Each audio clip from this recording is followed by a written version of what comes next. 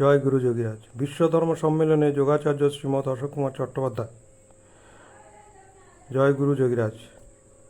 1997 খ্রিস্টাব্দের 27 এপ্রিল ফ্রান্সে অনুষ্ঠিত বিশ্ব ধর্ম সম্মেলনে গুরুদেব বললেন, ক্রমশ মনুষ্য দেহ পাওয়ার জন্য মানুষকে 84 লক্ষ জন্ম অতিক্রম করতে হয়েছে। মানুষ রূপে জন্মবার পরে ও বিবর্তনের মধ্য দিয়ে আরও কিছু জন্ম অতিক্রম করতে হচ্ছে আপন মনুষ্য সত্তার উন্নয়নের প্রয়োজনে। এরপর শান্তির আকাঙ্ক্ষায় সে উপরোক্ত ও বাহ্য কর্মগুলি অবলম্বন করে অগ্রসর হতে থাকে। অবশেষে বিবর্তনের শেষ 3 জন্মের প্রাককালে তার অন্তরে জিজ্ঞাসা জেগে ওঠে, সে কে, কোথা থেকে এসেছে এবং কোথায় ফিরে যেতে হবে।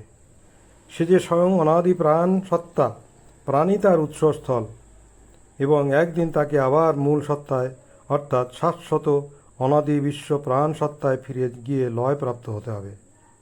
বিশ্ববাসী যখন এই চরম ও পরম জ্ঞান অবগত হবে, তখন স্বাভাবিকভাবেই প্রকৃত শান্তি ও প্রেম তার অধিগত হবে। সময় দ্রুত এগিয়ে আসছে, যখন সবার ভিতরে প্রাণ তরঙ্গের চঞ্চলের পরিমাণ বহুলাংশে হ্রাসপ্রাপ্ত হবে এবং মানুষ সর্বত্র বিরাজমান অখণ্ড প্রাণ সত্তা অর্থাৎ আত্মসত্তার বিষয়ে জানতে আগ্রহ হয়ে উঠবে।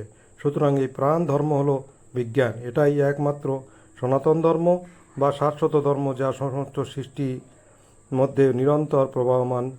ভিন্ন ভিন্ন ধর্মমত, সম্প্রদায়, পথ বা মতবাদের উৎপত্তির ফলে দুঃখই বেড়েছে এবং সমগ্র বিশ্বে অশান্তি ছেয়ে আছে। মনুষ্য সৃষ্ট এই সব ধর্ম বা সম্প্রদায়গুলোর মতাদর্শগত টানপোড়েনে পৃথিবীর মানুষ আজ ক্ষতবিক্ষত। তাই পৃথিবীর ঐক্য, সংহতি এবং বিচ্ছিন্ন খণ্ডিত এই সব অস্থায়ী ধর্মমতগুলি মানুষকে শুধু বিভেদের তত্ত্বই শিখিয়েছে।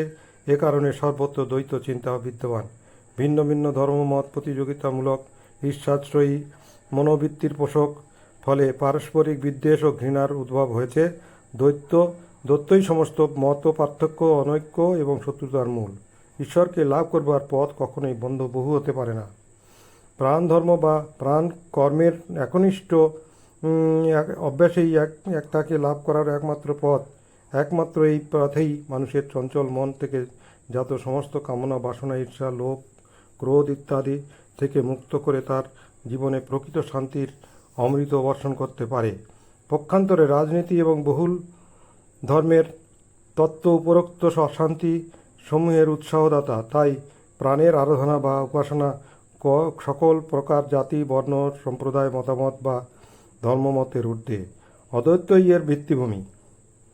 ঈশ্বর অদ্বৈত, সুতরাং ধর্মীয় মতপথের গোলকধাঁধায় তাকে লাভ করা যাবে না। প্রাণের সেবাই প্রকৃত সেবা এবং তা সমস্ত প্রকার বাহ্যিক সামাজিক সেবা কর্মের উপরে অবস্থিত। এই প্রাণকর্ম প্রকৃত কর্মযোগ বা ক্রিয়াযোগ এবং এই কর্ম সকল শ্রেণীর মানুষের আয়াসসাধ্য এবং নিশ্চিত মুক্তি প্রদানকারী। এতে কোনো সন্দেহ নেই। শ্রদ্ধা ও নিষ্ঠা সহ এই প্রাণকর্মের নিয়মিত অভ্যাসে মানুষ 3 জন্মের মধ্যেই জন্ম মৃত্যুর বন্ধন থেকে অতিক্রম করতে সক্ষম হয়।